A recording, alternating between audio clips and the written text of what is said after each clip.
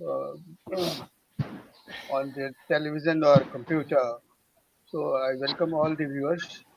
And incidentally, I would like to mention that our programs are very popular and viewers are also very much in good number in each programs. So today we are talking about the communication and the Gandhian way of communication.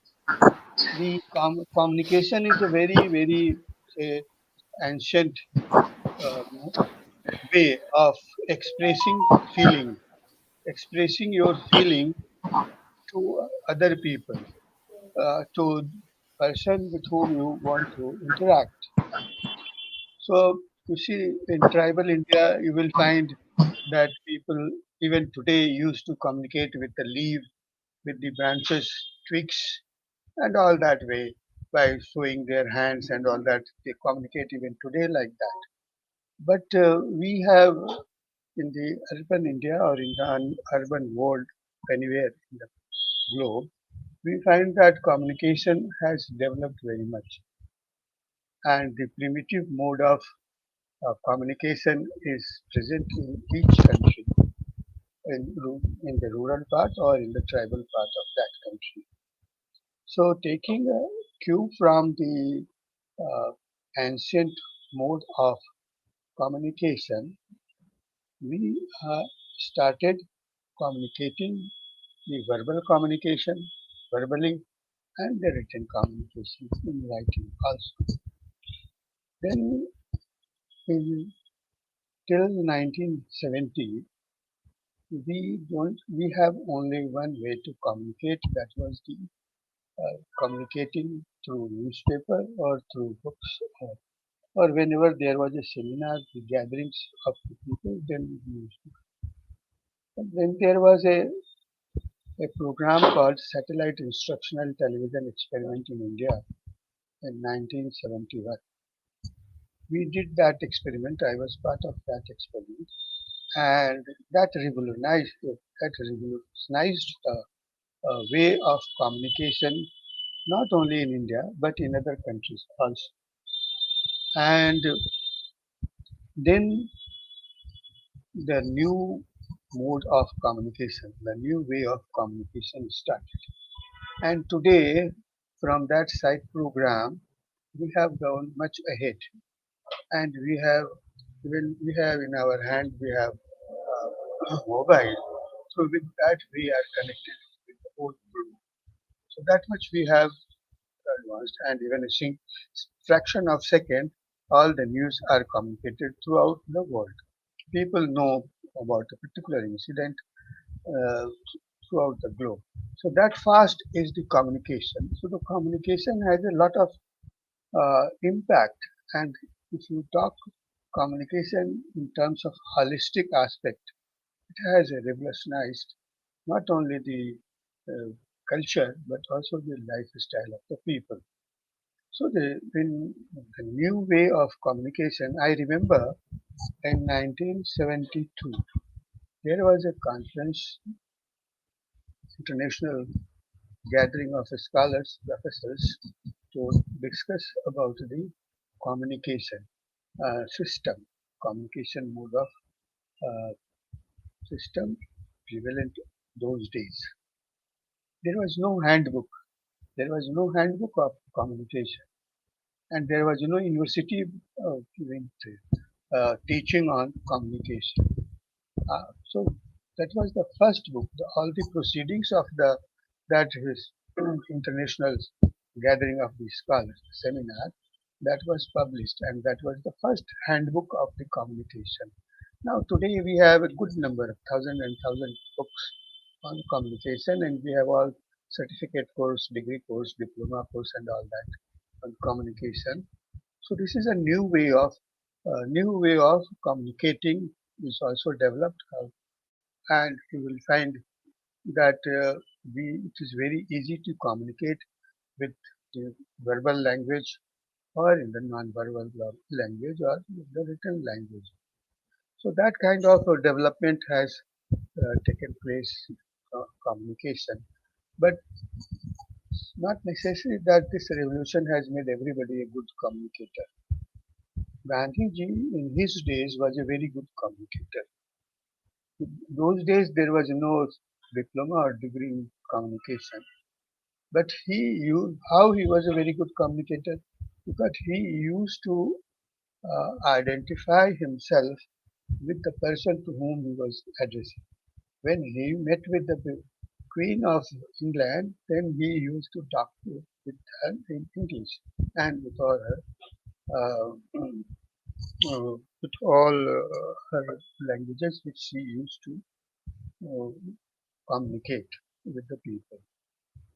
Dr. Ved Vyaskundu knows it better that when Gandhiji went to meet with the Viceroy and the Queen, the, the secretary of the uh, Queen said, "No, you cannot meet because you are not well dressed."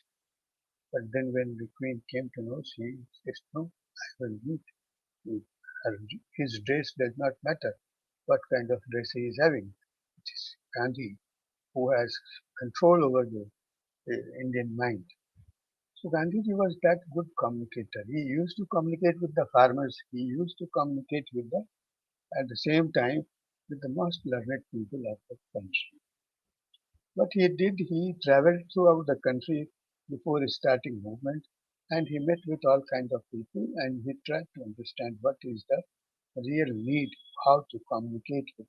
He was the one person who was equally communicating with the people living in the southern part of the country, India, and in the northern part of India, and he himself was from the Gujarat, from the central part of India. So how he learned, because he did not have any degree or diploma in communication or in such languages, but he used to talk to them and he used to address to them, because he used to try to understand that what is culture where he is going and what the people are thinking, what is their need. So all those homework he used to do, and then he was using few a few words which were essential to communicate with them. And that's why when he went to Champaran for uh, starting a Satyagraha movement, it was a very successful movement because he can identify himself with the people of Champaran. And not only that, he was staying there with his wife Kasturba Gandhi, and she was also equally important. There is one incident because Gandhiji was staying in Champaran and he went to a particular village and he stayed there for 3 4 days. Then he asked all the people, head of the family, to come and meet him, or the members of the family which did not come to him, he went to meet them personally. When he knocked at the door of one house, he found that no, there was no response. Then when he returned, he tried to know that what is the reason. Then next day again he went to that door and he knocked. Then one lady came. Then she said that we are three in the family and there was only one sari. Sari means a cloth which women used to wear in India. So she said that we have only one sari, and last day when you came, she, the one of our sister has gone out, so we were unable to come outside of our house, so we could not eat. So it's not that we do not want to eat, but it is our necessity is not that we cannot appear before you without having dress, without having sari.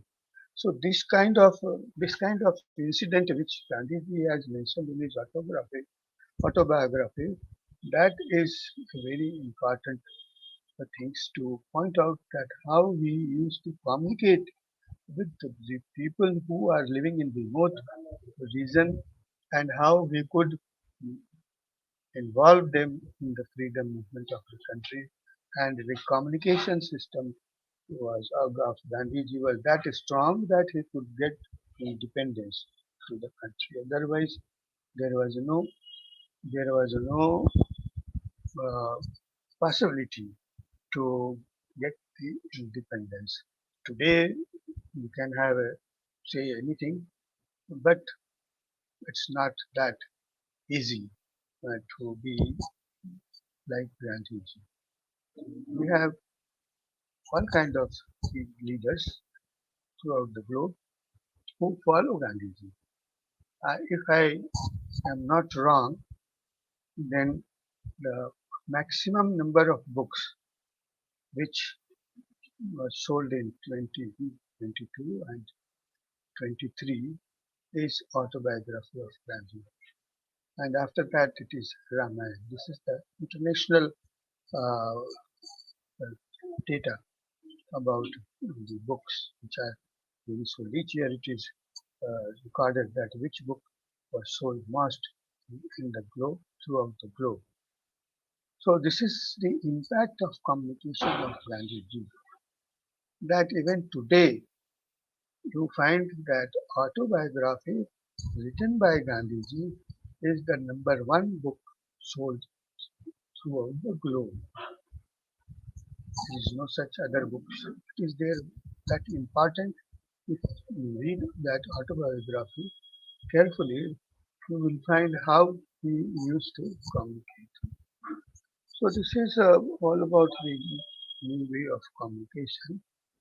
Now I will request uh, the Mr. Subhas to or Dr. Vedyas Kunduji to start the program, and I request the speakers to present their views. Dr. Vedyas Kunduji. Hello. Yes, sir, can you hear me? Yes, I can hear you. I'm audible? Okay, Yes, sir, okay. you're audible. Yes, audible. Thank you, sir. It is a great honor always to interact with you. It's always a blessing with your vast experience. Today's session, we are going to have this round table on the Gandhian communication principles and its importance in the age of social media. It's extremely important, and today it is a very significant day because way back in 1903, on this day, Mahatma Gandhi started the journal Indian Opinion, which shaped his very concept of satyagraha.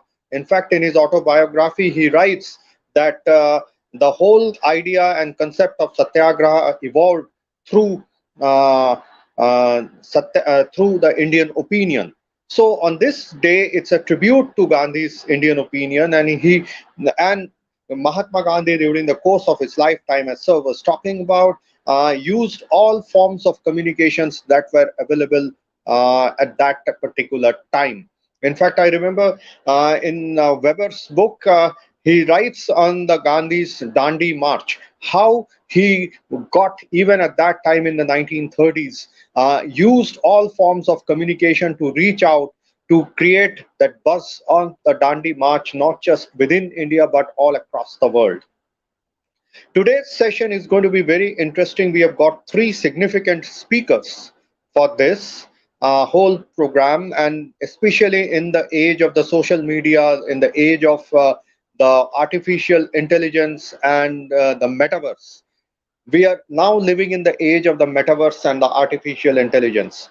And I remember a few last about 7 8 months back, I was getting this study done by this group of young students from Bangladesh on the impact of violent online games on young people, and that was quite amazing. And then I put these students across with a research scholar from Germany, and we thought what we should do is we should try to develop a whole way in which we can integrate the Gandhian principles of non-violent communication in the coding language, because we felt that those who are developing these online games and all the codifiers, those who are doing this coding, they need to be made aware on the importance of non-violent communication and the harm that violent online games how the harm, the various kinds of use of various online games and online platforms does to not just young people but also all other people, how it leads to polarization and so on and so forth. So let me introduce you to our three very distinguished speakers. Each one of them are erudite scholars in their own way, and I've known all of them for quite some time. So it is such a great honor to be in the same platform as all the three of our distinguished speakers. When I was talking to Sir and Suresh Sir about this program, then I we thought we should have some really interesting people who are really experts in this field. Also, this is for all the three honorable speakers. Sir desires that we should develop some kind of a monograph after this whole program, because that is always something, a takeaway from a particular program or a conference that we have. So we would request kindly to share, say, about 1,000-word article on your talk, so that it can be developed into a monograph kind of a thing, so it will keep for posterity. That is something very important. So let me introduce you first all the three speakers, and then I will invite the three honorable speakers to come in. Our keynote address to be given by Munazah Shah. She is such a very close friend of mine, and we have worked together producing that book, which again we were honored to have Sir, who facilitated the discussions, book discussion on that book, Conversations with the Mahatma. We are also working together on different dimensions of doing research on non-violent intrapersonal communication.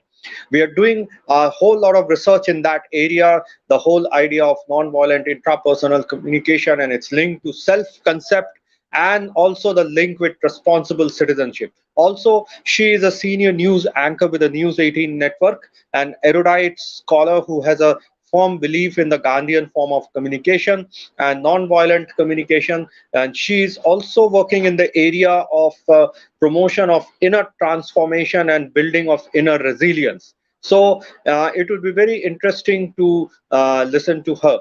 Our special guest and a special address to be given by our sister from Cameroon, whom I have been interacting for quite some time, and we have been in different panels all around international programs. And she's a very important practitioner from Cameroon. She's the president of the chapter on Young Women's Network. There, she's an expert on community radio. She's a peace journalist and has done a lot of work in that area. And she has a regular column in one of the leading Cameroonian daily. And she writes on different dimensions of social issues. And I remember in her writing on the Gandhian approach to non-violent communication. And when she shared with me that article of her, so I was quite it was unbelievable for me to see an article on the Gandhian approach to non-violent communication in a newspaper in Cameroon. So Sister Rose has been leading various journalists to promote the whole concept of peace journalism. So that is something very interesting that we are going to hear from her on non-violent communication in the social media. Then our third speaker for the day is again a very dear friend, Anand. He is a PhD research scholar. Of course, he has been teaching in different colleges from Kerala. He is also a columnist in the Griha Shobha magazine that comes out from Kerala, and has edited several books also. Incidentally, once when I was working with him, with Anand, I had developed that course on non-violent communication. He volunteered to actually translate it to Malayalam. So he will give a thematic address, especially in the context of the Gandhian communication approach and the essence of and its essence in the as a post-truth in the post-truth era. So we will have three interesting dimensions of the Gandhian communication principles, especially its relevance in the 21st century communication principles, and that can flag off further debates and discussions on non-violent communication in the future. So let me introduce you to our first speaker,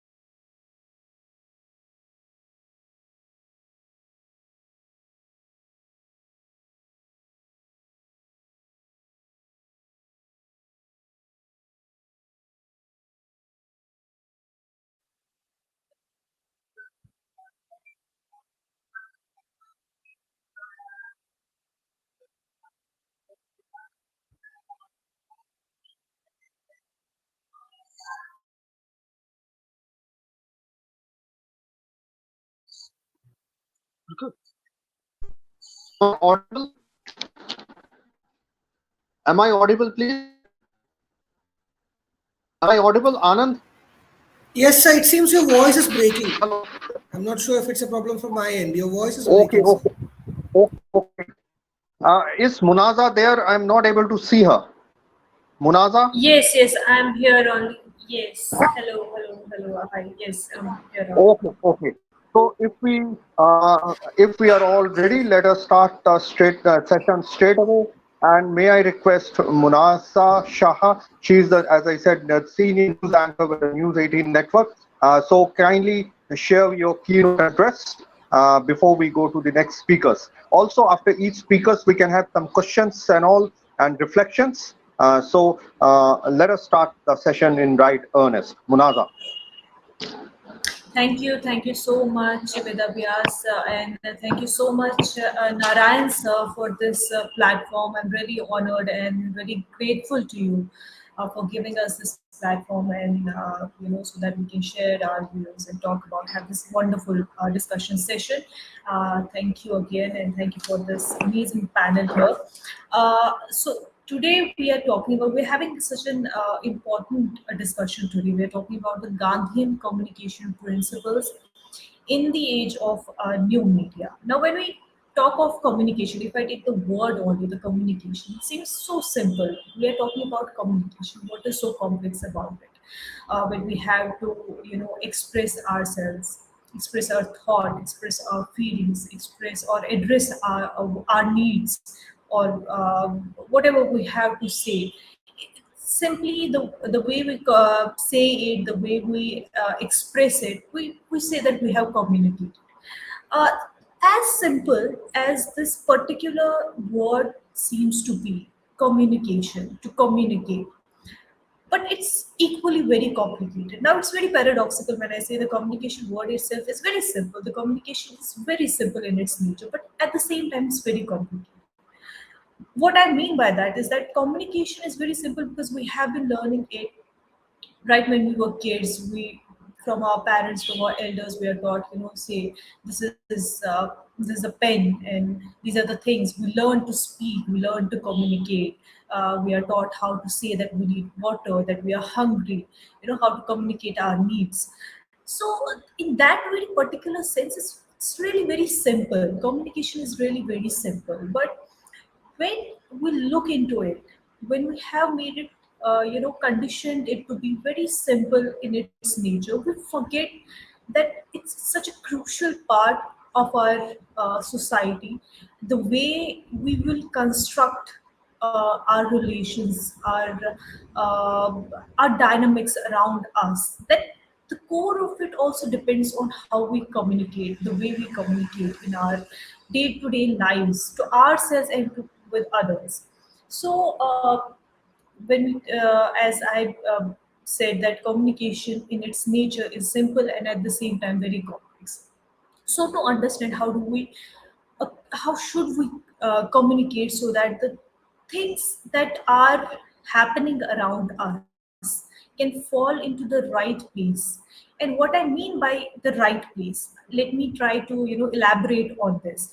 So Babu said message is far superior than myself.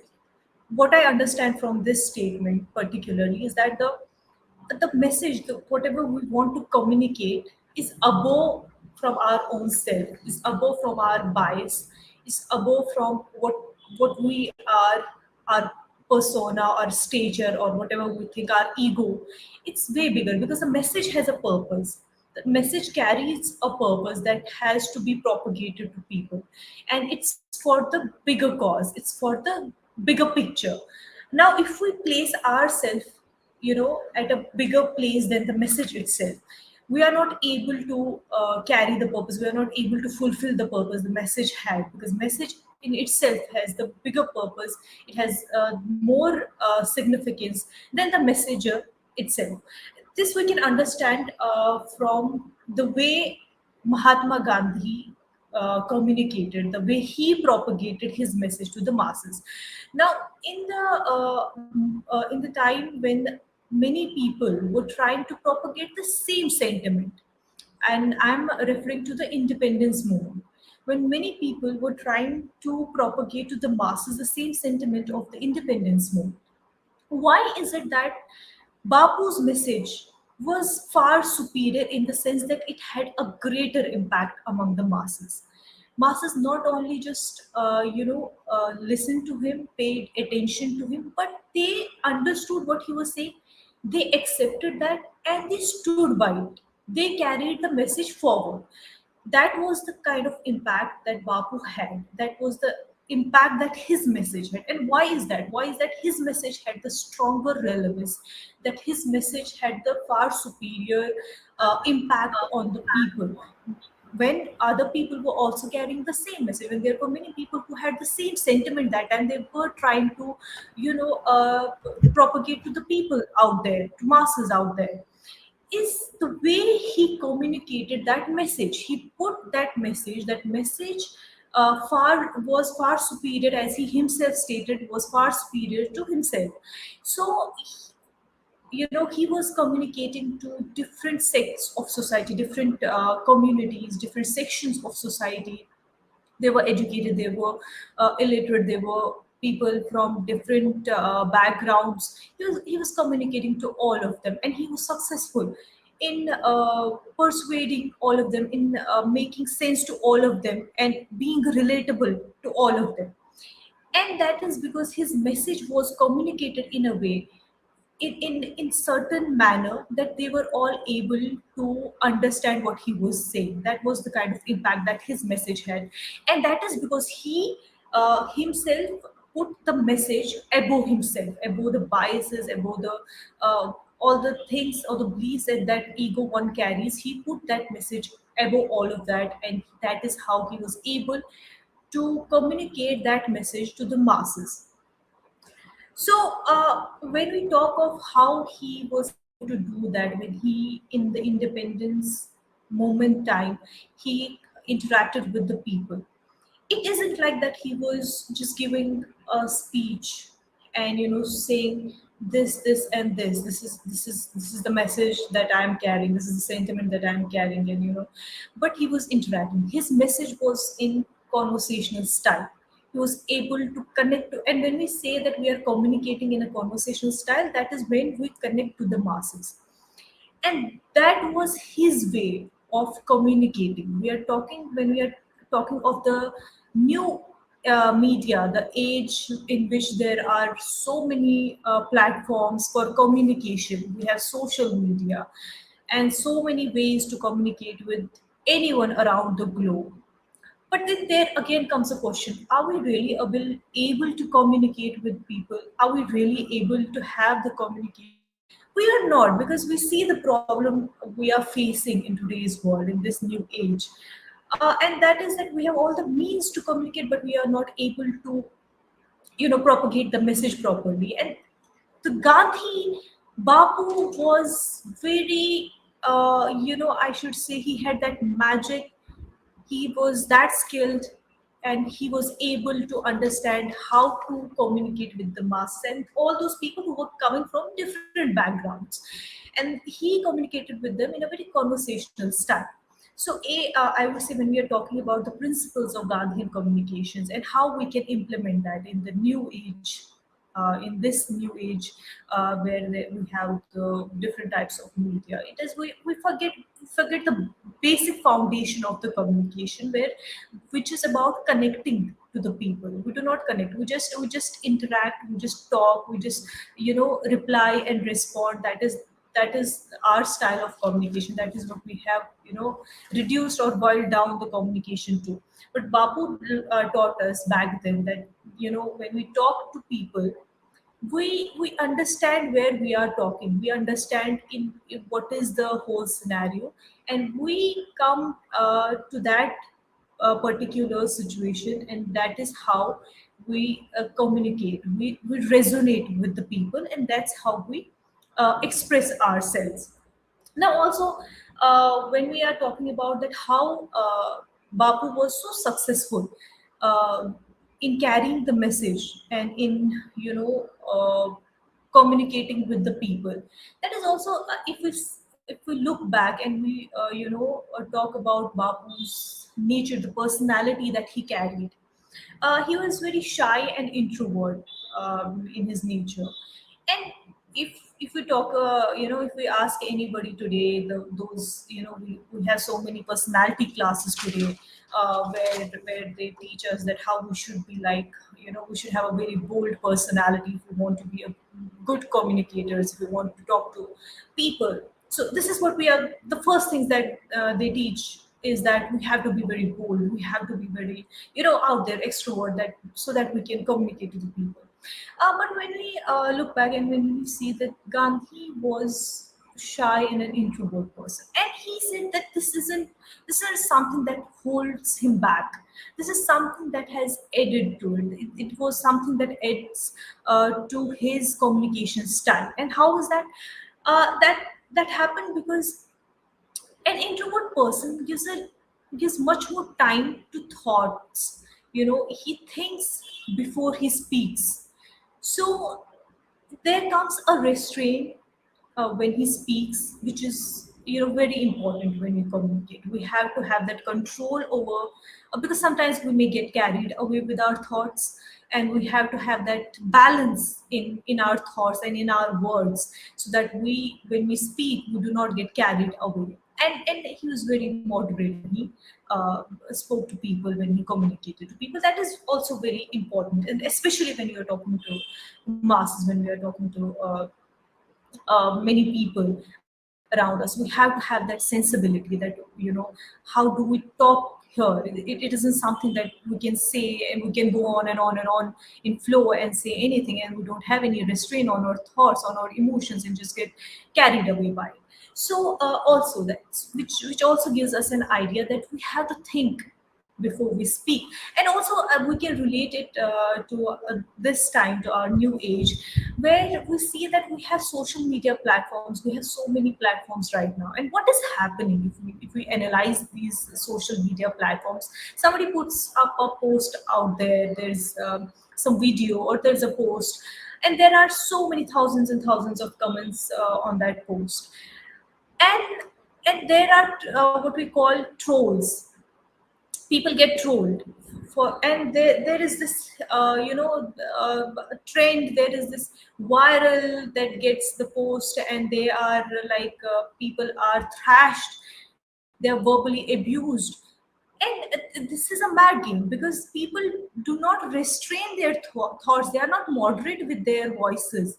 They do not even think before what they are saying. Even if I do not agree to a certain post, to a certain thought and idea, but I have to have that sensibility, that how do I speak of my mind, what am I saying, and what is the impact going to be. And especially we see this, many youngsters are out on social media platforms, they put their posts, and they're very vulnerable when they are putting these posts out there. It's not like they do not read these comments, and they do not get affected by it. They do, but as a society, we do not even consider that we are being responsible for causing some issues that can cause a serious mental health issue to the person who is uploading such uh, platforms. So uh, that is what we learn from this particular trait of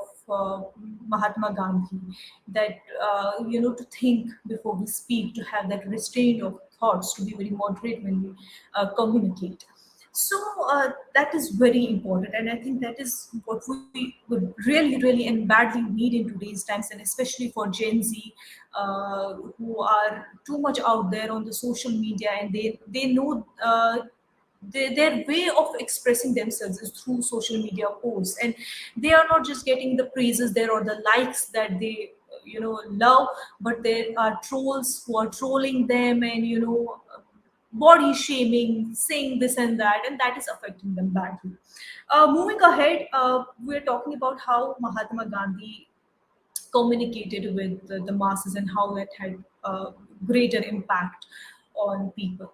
So Mahatma Gandhi, as again we are going back to the statement that the message is about is far superior than the self.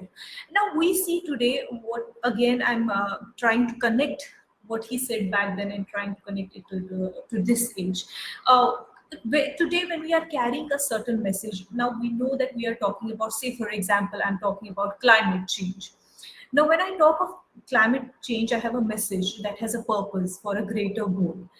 But when I'm propagating it to the masses, what is it? If I am, not successful somewhere, or if I am being say criticized, not accepted in at some place, and it's not given so much weightage somewhere, say for examples, but do I work ahead, look, beyond that? Okay, I have to still carry on the message.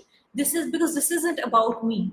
This is about this particular message. This is about the particular cause, which is for the greater good, for the bigger picture. But what we see is happening today is even the people who have a great message, a message for the cause, for a purpose, but when faced with something that comes to the ego, uh, the message becomes somewhere less important than the self. So there we have a bigger thing again to learn from self-discipline, and also to understand that if there's a message that we are carrying which is good for the greater good, then it has to be above oneself. Now coming back, we are talking about the Gandhian communication principles in the age of new media. I myself come from the background of journalism. I'm a senior news anchor. So journalism, and in today's time, we have to agree that somewhere it has lost its essence. Uh, and Mahatma Gandhi, he himself was a journalist. Uh, he was the editor of 4 journals: Indian Opinion, Young India, Navjeevan, Harijan. And what he said was that journalism is the service for humanity. And this explains it all. And I mean, there is no greater, bigger explanation to what journalism is, what it should be like. Journalism is for the service of humanity, period. That's all. But what we see, and in fact, we have discussed this in one of our chapters in our book, Pathways to Global Transformation Conversations with Bapu. This is one of our chapters where Veda Vyas and we are discussing uh, the journalism and its state today, and what Bapu has preached us, what he has done in his life, and what we need to learn from that.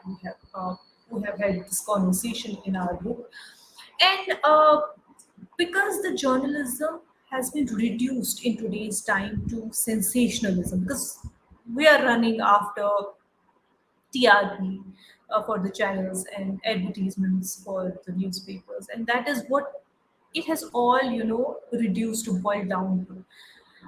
But is that it?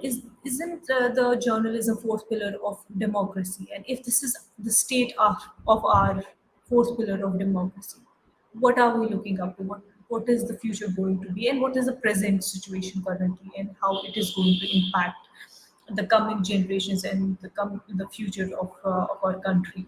So it's very important for us to remember in today's time that there is a very crucial and very important message, rather I think we should call it a principle that we should swear by, and especially the journalism community should swear by. That journalism is for the service of humanity, and it the ons comes on the responsibilities on the editors and on every journalist who is working right now, and we have to look that whether we are running for this commercialism where we are only after money, after making the highest rating channels, highest readership newspapers, or we are trying to be the watchdog for people, the voice of people, or we are giving the space where the voice of the masses can be heard. And I think because there is a lot of competition right now in the field of journalism, and everybody is after getting more and more commercialized and more powerful giants, that we forget that what was really the purpose of having the organization in the first place. We are bombarding the people with misinformation. If even if we talk of the talking about the COVID times, what was happening? That was a serious issue. Millions of people died, and I mean, uh, for anybody who is giving out information to people there who cannot move out of their houses, what could be more serious than that? But even during that times, we see that people were bombarded with misinformation, with fake news, and that is the time when we all needed to stop and think that what are we doing. We needed to go back to Bapu and realize that what he has said is that the commercialization of journalism is evil. It's evil because this is what happens when journalism is commercialized, and in this sense, because it completely starts deteriorating the social fabric. It destroys the harmony in the society, and it creates this confusion, the mess in the society. And we have seen it happening throughout the world, in various countries. We have seen this happening, creating confusion, media creating this confusion, this havoc, this mess among people, and the harmony is disrupted. So that is where we have to understand what Mahatma Gandhi, he himself being the journalist, what he did, how he conducted himself, how he was as an editor. And uh, as as a journalist, what is our job? Bapu says it is to educate people about the facts, and not bombard with the misinformations, and keep giving the wanted or unwanted impressions. That is not our job. We have certain facts, we have to educate people about them. There is a voice among the masses. We have to give that a space. And also we have to be watchdog for people. That is our job. But also at the same time, what Babu said, and it's very important, I want to emphasize on this particular thing also, is that he said we also have to be very careful that we do not have to make people we do not have to snatch the ability of independent thinking. We have to let people, we are stating the facts, we are giving the information, right information, we are stating the truth. At the same time, we have to let people have the ability to think. We cannot snatch that ability and be like that they cannot think, because we are stating this fact, and now you have to think how I am placing this editorial in front of you. Now you have to think in my perspective. That particularly Mahatma Gandhi said, we have people have to have this ability to think independently. So that is very important, I believe, that today, especially in this era, that we need to understand that people also who are watching us, or who are reading newspapers or watching news channels, they have to understand that they are getting the facts, they are reading the news articles, they are watching the news, but at the same time they do not have to take it as gospel of truth, which people do. And even Babu said that the people take the words in newspaper as gospel of truth, but they have to have the ability to think themselves. They do not have to take it as gospel of truth. And at the same time, they have to understand that they are given the information, but they are now, they have the power over how to grasp that information. They have to understand that whether this information has to be taken in a certain way or not. But the responsibility majorly also comes on the editors and the writers and the anchors who deal with the news primarily on day-to-day lives. Also, what I believe here is that because the communication in today's times is also not just one way.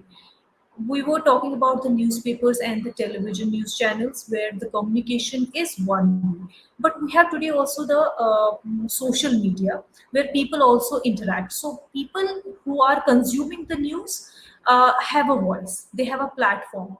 So there are so many channels through which people are getting the information, and there is no filter. There is no as such the filter where people can, say that I can get the pure, authentic information from this particular channel. Because of so many channels out there, so many platforms out there, there is bombardment of information and there is no proper filtering of the information. So also the people need to have that, there has to be created the sensibility among the people where they know how to accept the facts, but at the same time to think over those facts, to cross check those facts, which is very important in today's times. When we receive a news, we have to cross check that so that we can be very responsible citizens. Because when we are not the responsible citizens who do not cross check the news, we see how that affects our society, how that has created havoc and mess in our societies around the globe. So the pattern, the whole set of principles, the model of communication has Mahatma Gandhi already given to us. We just need to go back and accept those principles and implement in today's times, and which is way more needed in today's times for us, because we are going into this pool of chaos where we need some sort of discipline and organized pattern where we can understand how to communicate and in a healthy and non-violent way. Thank you so much for all your time. Thank you, Munasa. A very erudite and very expansive understanding of the Gandhian principles of communication, and very beautifully linked with today's 21st century new media. Also, that reminds me that beautiful quote by the eminent peace scholar Dr. Daisaku Ikeda. Like in today's world, he says that it is very easy to connect uh, through the different media. Like I can talk to Sister Obah very easily, and all through social media. But what he says that there seems to be lack of a soul to soul communication, the heart to heart communication, which Gandhi was talking, and which Dr. Daisaku Ikeda was there. And I remember this very well known French philosopher who said that today's communication is like a frozen communication. No, you see you in the social media, someone sharing the death of a close person, and there will be hundreds of likes. How can you like the death of a person? That is something. And then Munazah has beautifully explained the whole notion of the misinformation and the journalism today in far cry to what journalism was there when Gandhi was talking about. In fact, in his autobiography, he writes that in the very first month of initiate launching the starting the Indian opinion, I realized that journalism is for service. That's what Munazah was talking about. And in today's situation of journalism, in fact, I remember I'm doing a very interesting study with this two professors from Spain, on how women activists are trolled in Twitter, and the type of language we have analyzed, the language that is used, that is very it's unbelievably bad, I can say, the way they are trolled. And that actually leads us to our second speaker, our special guest, and a special address by Sister Rosaline Obah. And she is going to talk of non-violent communication, because I say the language that is used is, like as Munazah was saying, that hundreds of posts, and the language in some of those posts are extremely grim and bad, and polarized. And that's the reason in 2019 the United Nations launched the UN plan and strategy for against hate speech. So that is something very important concern for globally. And I think Rosaline Obah would be able to share her perspectives on the essence of how non-violent communication needs to be there. In fact, I remember with this Bangladesh university, and a few of my friends in some of the Spanish universities, we were trying to develop a curriculum of communication and media studies, where non-violent communication is very important, and I'm sure we will be able to listen from Sister Rosaline Obah about the whole notion. But here I want to point out that in most of the media and communication studies I interact with professors from across the world, there isn't any integration of and the non-violent communication there. Of course, now there are a lot of people who are very much interested in that area. So let's listen to Rosaline, and thanks to Munazah for the beautiful keynote. And we have been enriched by some of these interesting ideas. So let us now listen to our special address from Sister Rosaline Ova. Thank you very much, my brother Vedat here. Thank you, everyone, for the opportunity given to me to actually attend this roundtable, a special one at that. And just to indicate that this particular subject of discussion is very important because it's really, really a global concern. And so this is the reason why I need to share some views around nonviolent communication, encountering hate narratives on social media. It's because the world is now a global village because of the digital space. So we're going to be looking at that, and just to welcome all of us again. And we will be looking at the role of nonviolent communication, especially in the realm of the social media. And we will also explore how nonviolent communication principles can enhance our interactions and also promote empathy as well as fostering meaningful connections, because the essence of life is for us to be one another's keeper and to be able to accept each other in the in the same space.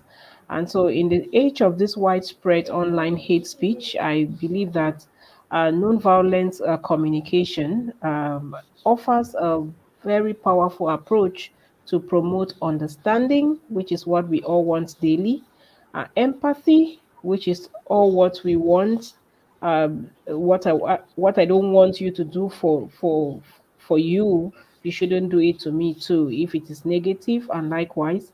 And we also want a platform where we can dialogue, and so we are here to see how we can explore nonviolent communication principles to help us create a more inclusive and compassionate world.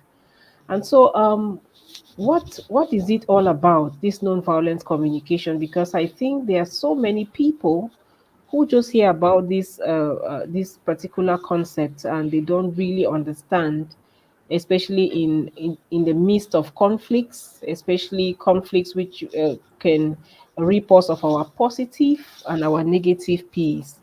And so we all know it was developed by Marsha Rosenberg, and it's a communication framework that is aimed at resolving conflicts and fostering understanding among people, among communities. And so it also emphasizes compassionate listening, just what Munazah was talking about, empathetic expression. I want to speak from a point of I feel for you, just like you should also feel for me, and we should also be respectful of one another when it comes to when we dialoguing.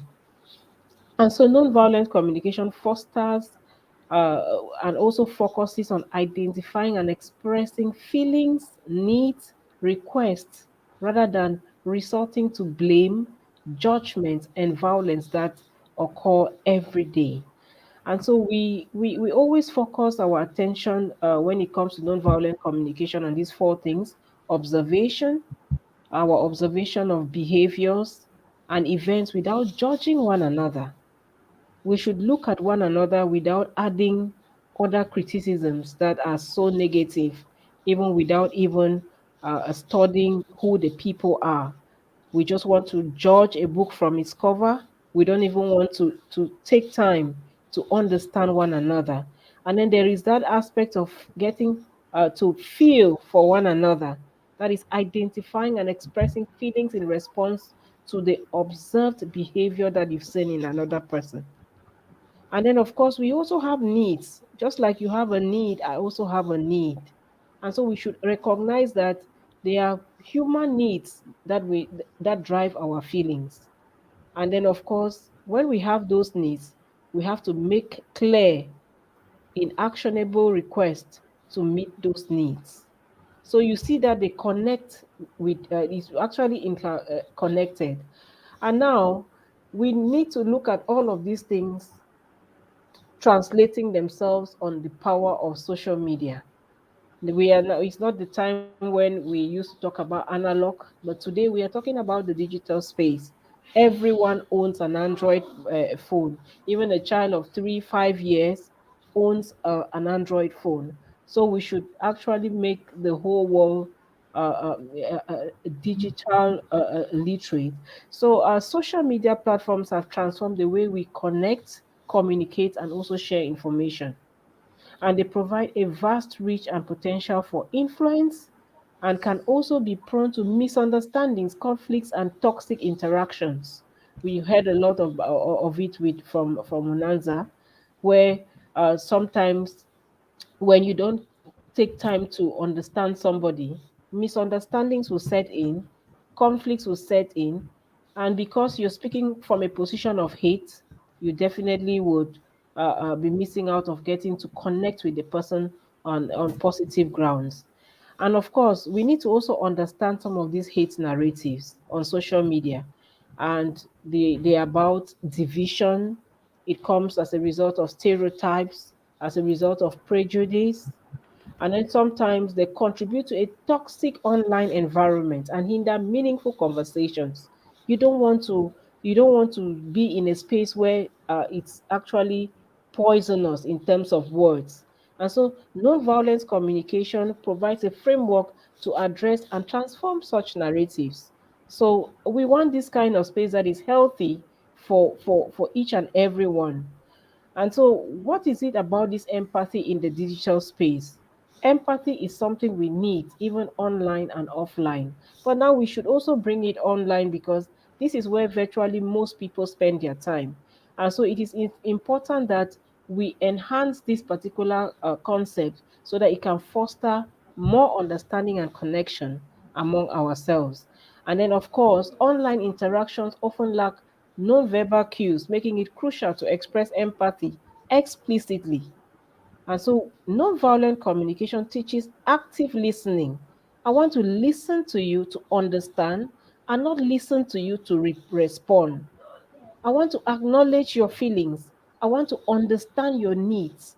And I want to foster a culture of empathy online. And it is a crucial tool in countering hate narratives. And of course, by emphasizing with individuals behind these hate narratives, we can address the root causes of conflict and facilitate positive change. And so we can look at all of these things and we discover that there is need for us to apply empathy in whatever we are doing online. Reason why we should actually talk about how we can cultivate this empathy online. And it involves active listening. I want to listen to you, to acknowledge your emotions, and to respond with compassion. Compassion, we born in whatever discussion that actually comes together to form some positive meaning in our lives. And then, of course, when encouraging hate narratives, we respond with curiosity rather than judgment. So we can, this is one way we can be able to fight against these hate narratives. And then, of course, we can seek to understand one's needs. When I understand your need and you understand my need, definitely we will not see that need to be using hate narratives on the online space. And of course, we should be compassionate in the way we are listening. It involves giving our full attention, suspending judgment totally. Especially, this is what actually causes the two human beings to come in contact with conflict that is unhealthy. And we also strive to understand other people's perspectives. There are people who find themselves in spaces whereby they only want to be heard and they don't want to hear others. They want to be like the alpha and the omega when it comes to chipping in their own side of the story.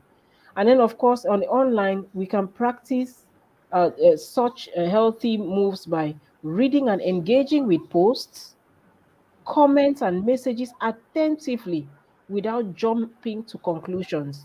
Some of us just come, we read some comments, we don't even understand what was the background around the post, and then we just start judging the person. We just start heaping abuses and dropping hate words. And so, compassionate listening allows us to respond thoughtfully and empathetically, enhancing the quality of our interactions. If we can only be compassionate, then we will take our time, listen to others, and respond positively. And of course, when I talk about conscious expression, it has to do with making sure that our non-violent communication makes us to express ourselves honestly while remaining considerate of others' feelings. In every space, don't think that you're the only one who owns that space or who should be heard.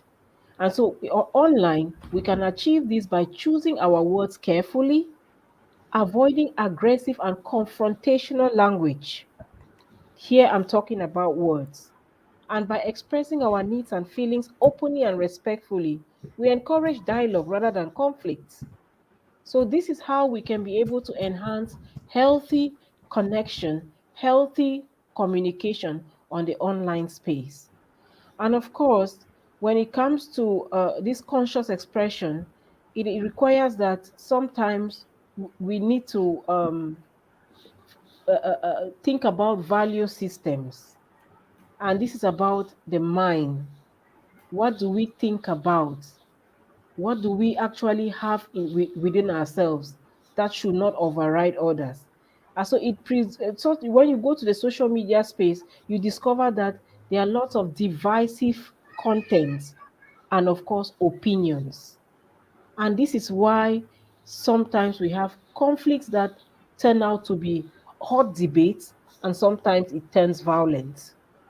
And then non-violent communication would therefore mean that sometimes when we come into such discussion, we should respond mindfully rather than react impulsively. We should take a moment to consider the impact of our words and respond in a way that promotes understanding so that we can prevent unnecessary conflicts.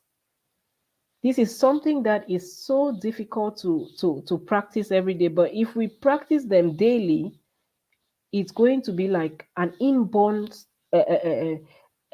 lifestyle that honestly you will not find it difficult to practice just daily. It's because we don't want to have it in us, and so we think that, or we always want to go in the opposite direction. And so that's why I'm coming to the point of always being solution oriented, the background of peace journalism, the background of a conflict sensitive communication. And so when I'm talking about conflict resolution, it means that two people, conflict is an inevitable fact of life. And in the event of anything, we should always think about resolving our differences. And on the online space, we can manage conflicts using non-violent principles. By recognizing our own needs and those of others involves us to find a common ground, which is what we call a collaborative approach, a win-win approach. And so this space offers of opportunities for dialogue and negotiation, leading to peaceful resolutions. So when we come into a win-win, we discover that we will not have fixed positions, but we'll have an open discussion, we'll have an open mind to create safe spaces for others. And so how can we now transform hate through dialogue? And this is just what nonviolence communication can give us. We want to thank Mahatma Gandhi for giving us such skills through nonviolence communication, because it will always encourage dialogue as a means of transforming hate narratives. It will always encourage us to engage in respectful conversations, no matter your race, your age, your class, your status. We can always respect each other and express ourselves with more understanding rather than expressing hate. We can create a safe space for open communication, allowing for the exploration of underlying needs and values. When we are in a space, let us try to always acknowledge the fact that there are other people who are coming from another background with another perspective. Let's give the floor to them. Let's listen to them. And so this is why I am coming to the aspect of promoting that connection and understanding. And sometimes I always say nonviolent communication teaches us to focus on shared values and needs, fostering connection amidst diversity. Diversity is strength. And when we come to a common ground, we can build bridges. We can rather than build bridges that divide, we can build bridges of understanding, and we can become a platform for constructive conversation, this social media, that can promote empathy and unity. And of course, these hate narratives often dehumanize individuals and groups. Reason why some of these hate narratives, when they leave the online space, they translate to the offline space, and you start seeing physical violence. This is what is happening in Cameroon. For example, when you see two warring parties fighting with words, and of course they see each other physically, they have to start fighting. And this is what we've been doing for 6 years. And governments and non-state armed groups in Cameroon have put the lives of civilians in jeopardy, killing over 6,000 people. And so this is what the war of words does.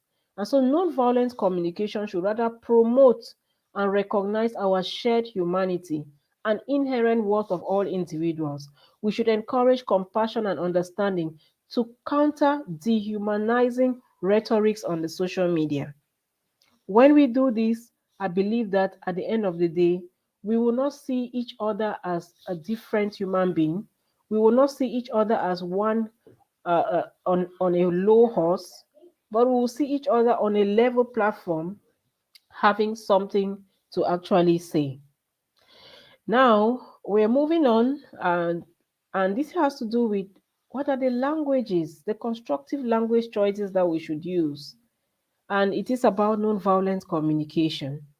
And like I said in the first presentation, when Munazah was speaking, words have immense power in shaping narratives.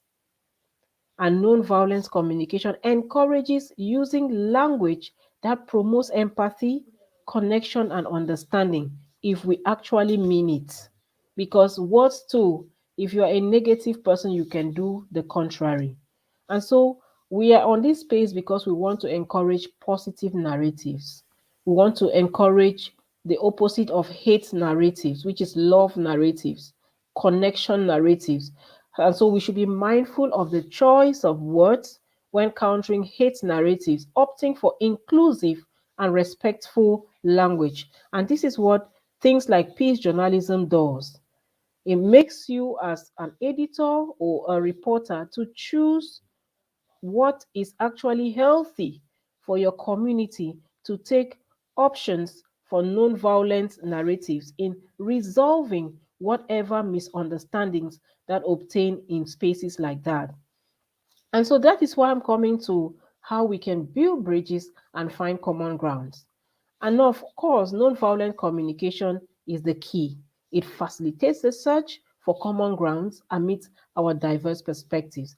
We focus on shared values and needs. And this is helpful because it will foster us in the aspect of building bridges that divides, and making us to promote dialogue.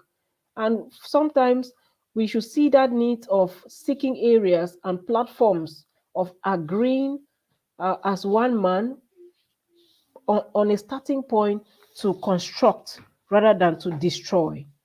And so, what are some of these alternatives when it comes to promoting positive values, healthy narratives, other than hate narratives on the social media space? And so, we can counter hate narratives by going beyond just criticizing it and judging. and it involves offering positive alternatives. Sometimes when you go into an online space, for example, somebody is becoming too negative and is trying to bully others, and you who owns that handle, you think that the best thing is to block the person. For me, I always think that you give the person a second chance, educate the person on that space, and try to talk sense into the person.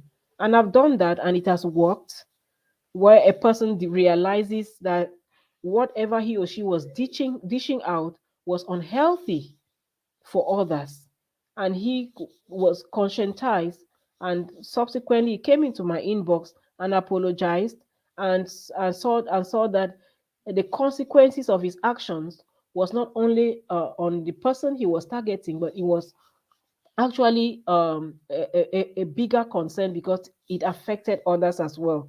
So there's a point whereby we start considering the consequences of the things we share. Let's share stories, let's share information and initiatives that promote understanding, inclusivity, and empathy.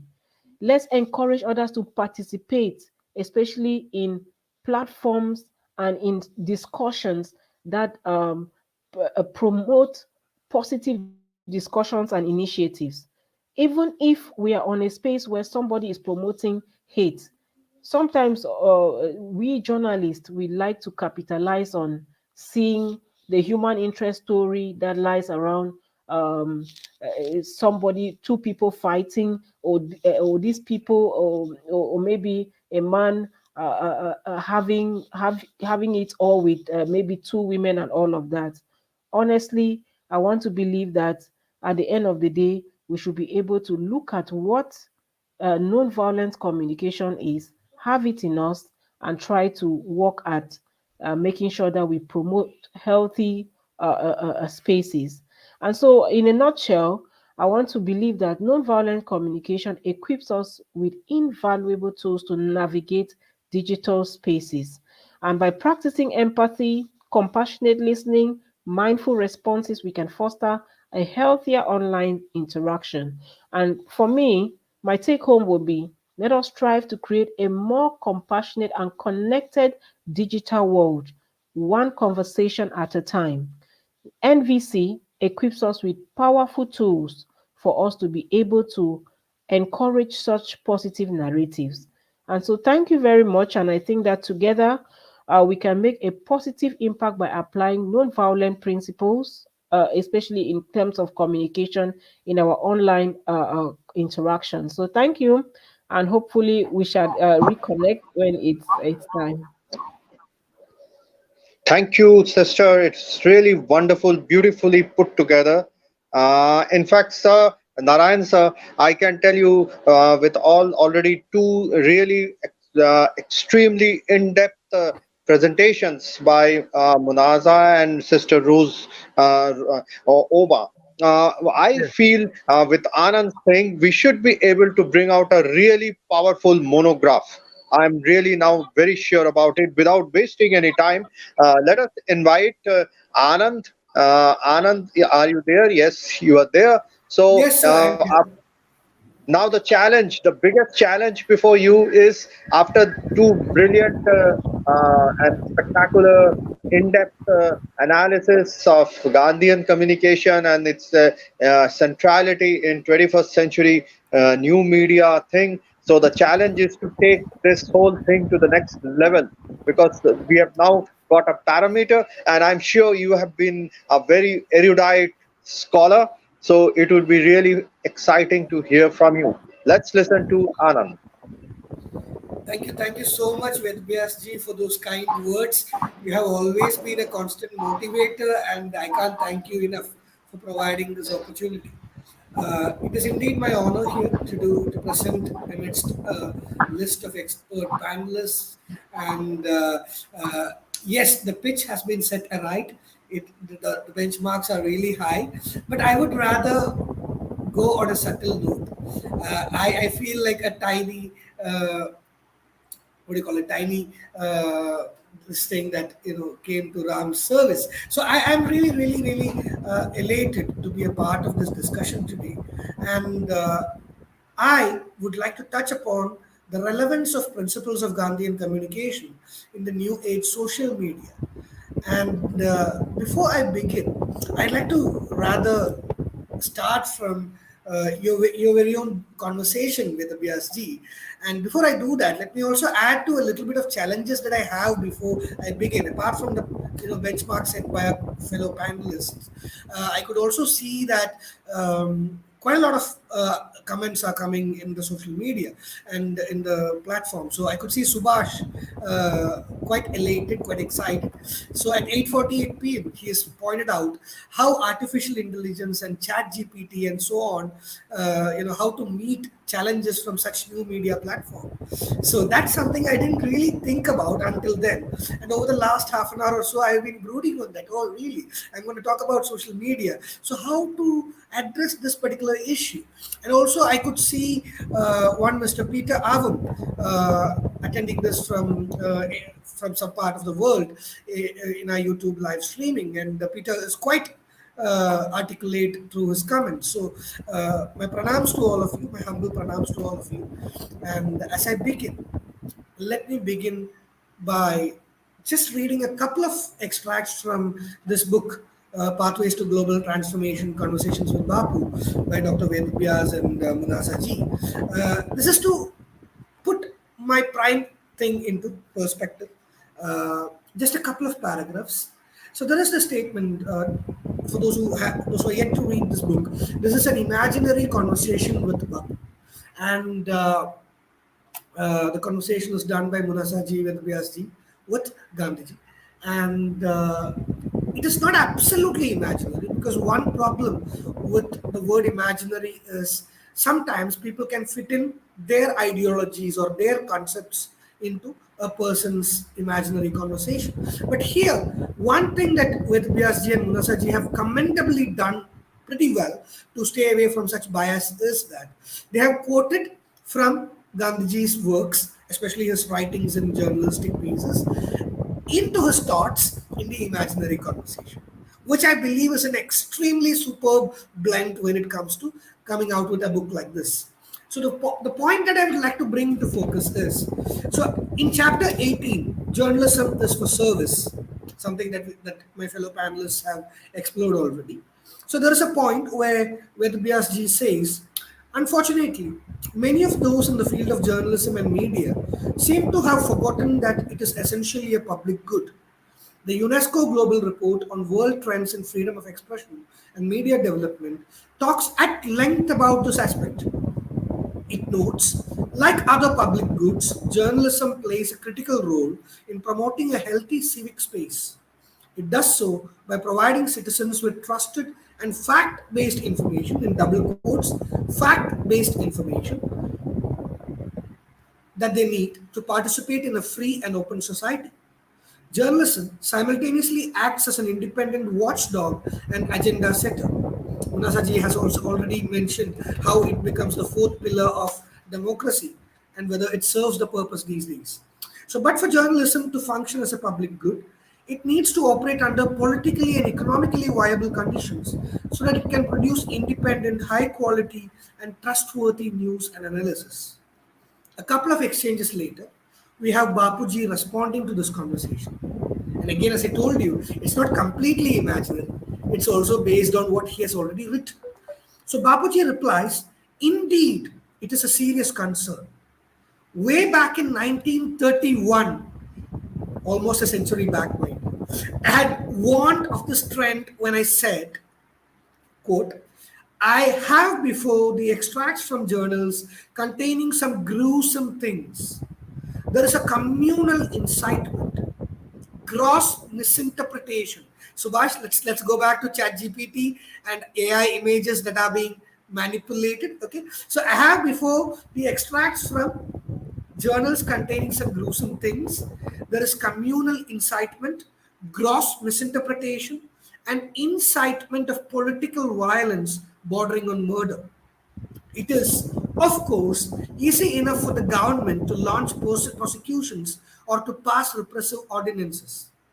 These fail to serve the purpose intended, except very temporarily, and in no case do they convert the writers who often take the secret propaganda when the open forum of the press is denied to them. So, this is my starting premise for today.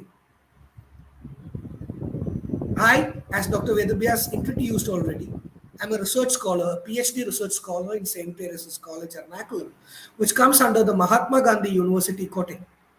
And I have been into teaching since 2013, and I teach English language and literature. I was also fortunate to translate the course on nonviolent communication by Gandhi Smriti Darshan Samiti, pioneered by Dr. Vedavyas, into Malayalam with a few of my students. I spoke about my credentials because Dr. Vedavyas called me a couple of weeks back while I was discussing two novels with my IGNOU students, distant learners. We have a pan-Indian online clientele from IGNOU who are learning MA English. And part-time, I teach them in the evenings. So I was having a discussion when Dr. Vedavyas called me, coincidentally. I was teaching them two novels, one by Mulkraj Anand titled Untouchable, and another by Raja Rao titled Kantapura. So in Untouchable, towards the climactic part, Gandhiji appears and gives a speech on how and why a caste system or untouchability should be abandoned. Kantapura, throughout, even though Gandhiji doesn't appear as a character, he is the spirit of Gandhism is what leads that entire novel. So from that vantage point, let me add to my literature credentials. While we teach literature and when we teach literary theory, one cutting edge theory that has emerged ever since 2016. To be more precise in historical terms, after the US elections where Donald Trump got elected and after the Brexit scenario in 2016, a new theoretical term emerged, which is now popular, which was also the word of the year in 2016, which was termed the post-truth. And ever since 2016, we have been discussing the problems or the perils of living in a post-truth era. I'm sure you all know what I'm referring to. The moment we speak about Gandhiji, the moment we speak about Bapu, the first few words that comes in front of us is non-violence, truth, satyagraha. And we are living over the last half a decade or so in an era of post-truth where fact is sidelined to fiction. Once again, let me bring to your attention a Malayalam movie that was released last week. It is titled Live, Live, directed by Dr. V.K. Prakash. So that movie is against the sensationalization of media. V.K. Prakash criticizes and rather tries to throw light to why media is behind the sensationalism that Munazah ji was pointing out. V.K. Prakash says that a character who is a media person at movie, he claims that when a fake news can fetch us millions, that truth cannot, and which we can erase by paying, let's say, 10% of what we gained by propagating lies. Why shouldn't media resort to lies? This is the question, the pertinent question that the journalist character in that movie asks.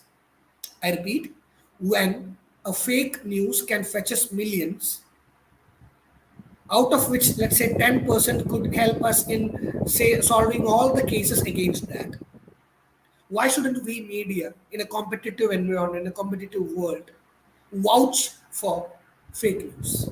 Why should we be guilty? Why should we be ashamed? Why should we bother about how many lives get spoiled because of our fake news? Welcome back. I'm talking about social media and the role of Gandhian principles. The moment we say truth, the moment we say non-violence, the moment we say satyagraha, Gandhi and his philosophy has outgrown and is immensely significant in this post-truth era. My fellow panelists have already thrown light into the sort of violence that's inflicted in the social media. As Dr. Vedavyas ji invested me to talk on this topic, and while I was sharing this good news with a lot of my friends, they were rather curious as to how I'm going to take this topic forward. Because the moment we talk about Gandhiji, his principles or ideology, and the role of that in social media, The first thing that comes to most of the people's minds, apart from the trolls that Munazah ji had mentioned, is the memes. The moment we Google Gandhiji and memes on social media, I don't want to elaborate on that because that's not the philosophy that Gandhiji envisions. But the first thing that comes in front of us are cuss words or memes with Gandhiji and quotes as if did I gain freedom? Did I give you freedom for this? A rather presentable meme goes like this. हाँ बेटी यही दिन देखने के लिए तो आज़ादी दिलाई थी. This surface paramount in the social media platforms, and I personally believe that there is a derogatory way of dealing with the image of Gandhi, the principles of Gandhi, or the vision, the Gandhian vision that he had always kept close to our hearts. So I would rather focus on the positivity that Gandhiji and his ideals have always upheld. And I would like to very briefly, I won't take long because I can see that it's 9:30. So I won't take much long. But then very briefly, I would like to throw light to this particular scenario, the positive sides of Gandhian vision in the social media platform. So yes, before I started preparing to this particular occasion, that is today's live streaming, I did a basic search in the web. And that's where I'd like to congratulate and thank and appreciate the organizers because this is a cutting edge talk that is being going on right now. Because Gandhian principles and its values in the new age media is not something that's much written about or spoken about. If you Google it, there will be barely 5 to 6 articles that will surface. I'm sorry, I think somebody is unmute. Okay, yeah. So barely a handful of articles would surface. So that's where this particular meeting, this round table, is immensely significant. So within those articles that I simply skimmed through, I would like to recommend a couple of articles. One by Mr. Nipun Mehta. Nipun Mehta has written an article titled "Would Gandhi Use Social Media?" I have posted a link in YouTube for those who are following this. Would Gandhi use social media by Nipun Mehta? These titles would sound captivating because we think it's going to be a discussion on Gandhiji using social media, but no. Nipun Mehta craftfully diverts into various other topics. But there are a couple of things that I found to be worth mentioning. Again, quoting Nipun Mehta. He speaks about how any social change hero succeeds in doing three fundamental things: raising awareness, creating impact, and transforming the heart. I repeat, raising awareness, creating impact, and transforming the heart. Without social media, at an age when such a large conferencing was not humanly possible, Gandhiji traveled across boundaries, traveled across the countries, and he preached non-violence. We always compare between every other countries which gained freedom through violence and how Gandhiji still stands to be the sole person who have fought for a country's freedom or independence through non-violence, complete non-violent methods. So, had he been there in the social media era, it would have been really amazing how he would have raised the awareness, creating impact, and transforming the heart. But nonetheless, all of us, including Gandhi Smriti and Darshan Samiti, and all the organizations that stands for world peace, I'm sure they are doing the same. We're all being superheroes of peace by creating or by raising these sort of an awareness, creating an impact, and all of my fellow speakers were underlining the necessity to transform hearts, to have that empathetic outlook. Or I still remember one of my fellow speaker talking about a solution-centric approach. The moment I say that again, I get recollected about how social media works. You open social media platforms, everybody has solutions for everything, whether positively or negatively. Everybody has solutions. Social media has democratized our opinions, and everybody these days has an opinion. Indian cricket team goes to Australia, fares poorly, Then somebody sitting at the home who has never even gone to a cricket ground says, "Captain ko hatao." Yeah, remove the captain, remove the coach, remove the opening batsman who has served for 100 matches, and bring someone new. Okay, it's a starting point. And just like Munasaji said, it doesn't end there. It takes various forms of abuse. It takes a personal role. Sometimes it gets into the familial level. We have seen Virat Kohli, the former captain of India, coming on public and saying where his daughter is being taken into the school. So yeah, so there have been quite a lot of instances where I think I'm being muted somehow. All right. So there have been quite a lot of instances where social media transforms into such abusive spaces, which is indeed condemnable and deplorable.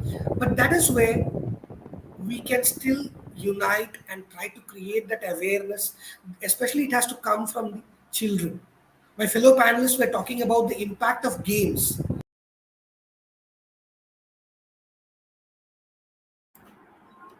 I think we have lost Anand.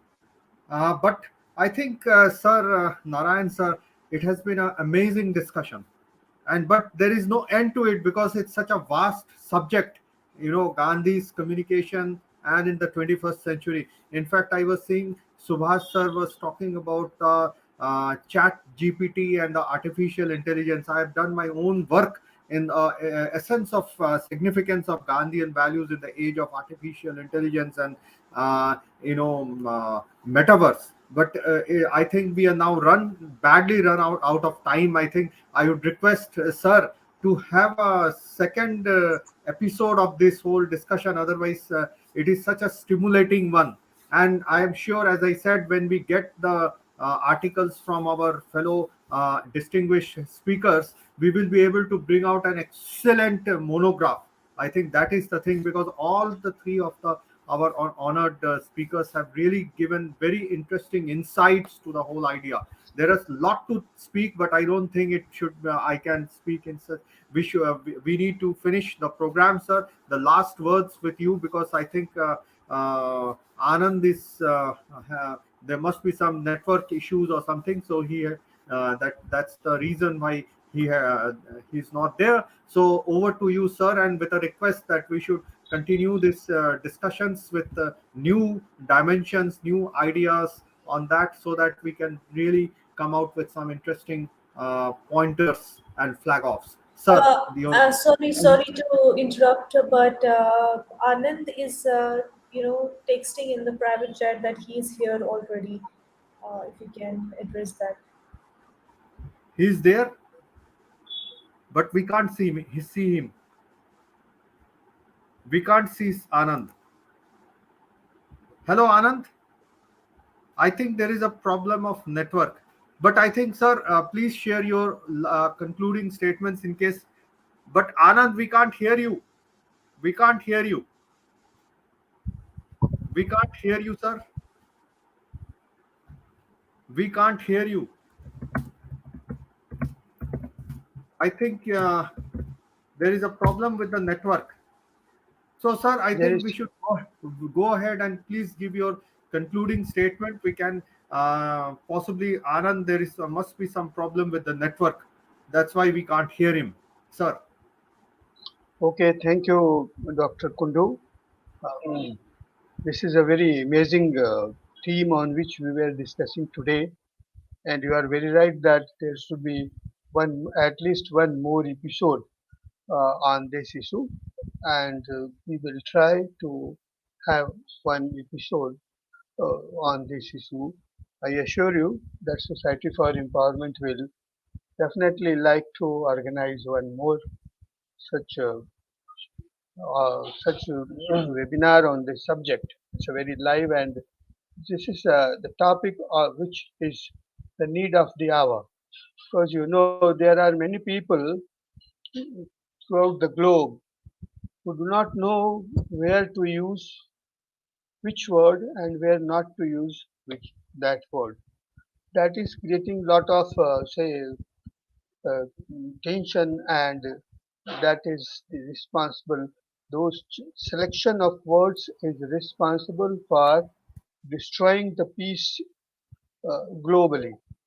So that is a very important thing that we should consider. And I think that Rosaline has given a very important, she has attracted our attention towards the new kind of media which is being popularly called as goody media in India. Maybe that's how the fake news, but that is globally a great problem for us.